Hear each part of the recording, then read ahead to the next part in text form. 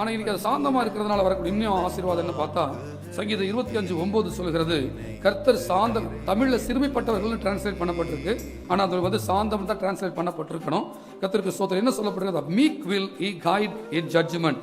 நியாய தீர்ப்புல கர்த்தர் சாந்தம் உள்ளவர்களை தானே கர்த்தர் நடத்தி சென்று அவர்களை நியாய தீர்ப்பே இல்லாமல் பார்த்துக் கொள்வார் என்று சொல்லப்பட்டிருக்கிறது. கர்த்தருக்கு ஸ்தோத்திரம். அது மட்டும் இல்ல, சாந்த குணமுள்ளவர்கள் எப்படிப்பட்டவர்களாக இருப்பாங்களாமா? அவர்கள் கற்றுக்கொள்ளக்கூடிய தன்மையுடையவர்களாக இருப்பார்கள். ஆமென். என்ன இருக்குமாமா? கற்றுக்கொள்ளக்கூடிய தன்மை. யார் கற்றுக்கொள்ள மாட்டாங்க தெரியுமா? எனக்கு எல்லாம் தெரியுங்கிற மனப்பான்மை உடையவங்க. எனக்கு தெரியாத ஒன்றும் கிடையாது, நான் பைபிளே கரைச்சி குடிச்சிருக்கிறேன், நான் பிறந்ததுலேருந்தே கிறிஸ்தவன், எனக்கு தெரியாதாங்கிற மனப்பான்மை தான் அவங்க சாந்தத்துக்குள்ள வராமல் அவர்களை தடுக்கிறது.